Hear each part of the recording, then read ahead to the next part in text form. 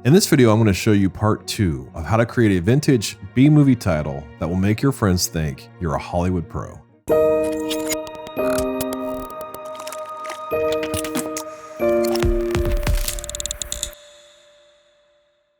Hi there, my name is Cameron with Motion Science, and this is the second video in a series of videos where I'm teaching you how to create an eye-catching, attention-grabbing sci-fi B-movie title. With a little bit of creativity and some simple tips, you'll be able to come up with your own title that will make people excited to see your film. So let's get started on part 2. So here's what we created last time in part 1, but now we're ready to add some typography to this animation.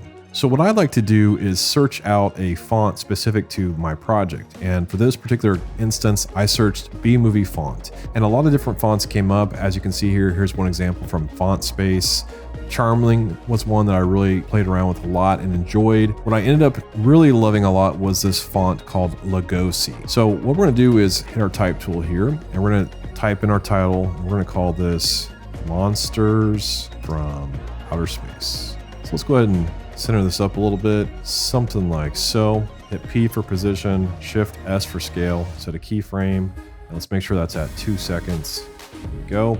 Go back to the beginning of our timeline, and we're going to scale this down to about 25%, and we're going to bring this somewhere down in here, something like that. We'll hide it later on. We're going to select our in keyframes, right click, keyframe assistant, easy ease in, and let's preview this and let's see how it's looking. Yeah, it's starting to get that kind of quirky B-movie feel to it. Let's take this a step further. Let's add a light to our scene. So I'm going to go up to Layer, New, Light, and I'm going to select point light. I like to work with that a lot. You can also work with a spotlight here. I'll turn the intensity down to about 85%, and it's not really doing much yet. I'm trying to get some more visual interest from the asteroids here, especially when they're really close to the camera. So what I need to do is go into my particle systems. We're going to go to the lighting tab here, enable lighting, and we're going to change it from natural to none AE, and then we're going to position our light so that it lights these asteroids in an interesting but good way. So I'm going to hit P for position, and I'm just going to take the Z value and just kind of drag it back. And you can see as I drag it back, it's lighting up these asteroids here in the background, but then making these foreground ones still kind of dark. And let's go ahead and hit Shift Command H so we can see our light there. Yeah, and so that's already more interesting because these asteroids here in the front are just dark until they get to about here. I want them to be light. Select the Z channel and kind of just pull this light back even further. I'm really looking at this one here, wondering why it's still dark, but there it's into the light right there. Next, let's add a UFO. I went to one of my favorite sites, which is Envato Elements, and I typed in UFO, and you can see there's some stock video here. Here's a rotating UFO that you could use this very easily. You could use just a photograph of a UFO and cut it out.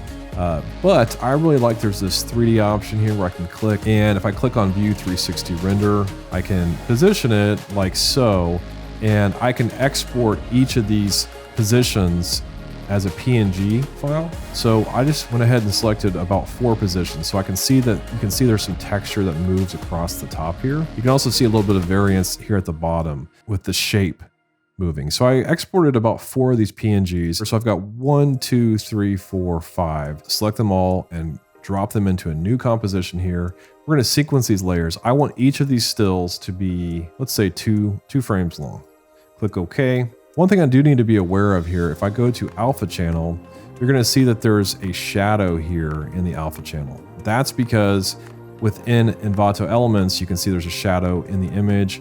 You can download these as Photoshop files and delete that shadow. I wanted to keep it as simple as possible, so I downloaded a PNG that includes the shadow. All I have to do is select my first layer, go to my mask tool, and just draw a mask over the top here. And then with that mask selected, Command C to copy, and then select all of these, Command V to paste. And now I can see it's rotating without a shadow. So we'll go back to RGB. So let's go ahead and let's rename this pre-comp, and we'll just call this UFO Rotate. And back here in our main composition now, we've got UFO Rotate. We're going to bring it down. We are going to make it 3D so that it reacts to the environment and it reacts to the light. That's super, super important. One thing you'll notice is that the UFO disappears right here because that's where the composition ends. What we can do here is we can go ahead and go to Layer, Time, enable time remapping, and we can Alt Option click on that time remap, go to our property, loop out. Then we're gonna go ahead and extend this all the way out for our composition. Let's see if it loops out. It doesn't, because the last frame here doesn't have an image to look at. So if we back up a frame, add a keyframe there, and delete this keyframe, we should be able to see it. Maybe we have to do one more, so we'll add another keyframe here, go here, delete this keyframe. Yeah, and now we see it. Sometimes the loop out function from time remapping could be a little bit strange, but mostly I just wanted to see some texture moving here. So it looks like this UFO is rotating. So let's go ahead and scale this down. So we'll hit S for scale and Shift P for position. And we're gonna set a position keyframe here, and we're gonna scale it down to 50%. Drag our handle here. And at the beginning here, we want it to kind of be in the shadows, right? Just like the asteroids are. So if I take my Z position and I drag it to the left, it's gonna kind of pull it back here into the shadows. And let's bring it up so you can see it. And let's keep going back here. I wanna make sure, there we go. Now it's in the shadows. We'll make it a little bit more mysterious this way. And we're gonna go to the end here, 4 seconds in, and we're just gonna make it kind of fly back in Z space. You know, maybe somewhere over in here, like it's leaving. Maybe it's kind of going down here, kind of dropping down. Now let's go back to the beginning here, and we're gonna zoom out, and we're gonna bring up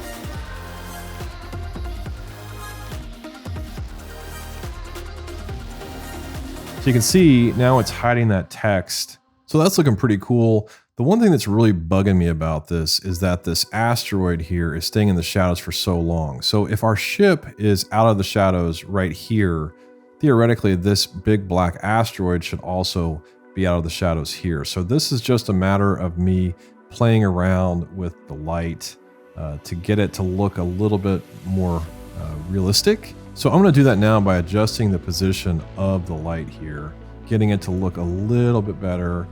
Maybe that means I need to drop the light down.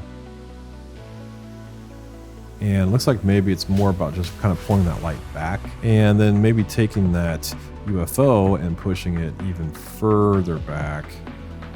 Something like this. So it's in the darkness, maybe scaling it down even more, and then bring the position up. We're hiding that text.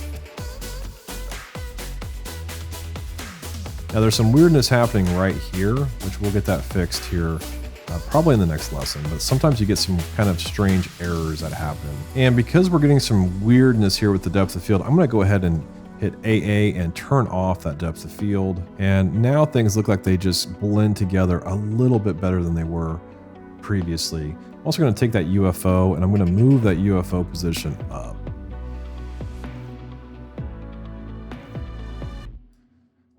And maybe start the UFO a little bit further down and a little bit further to the left.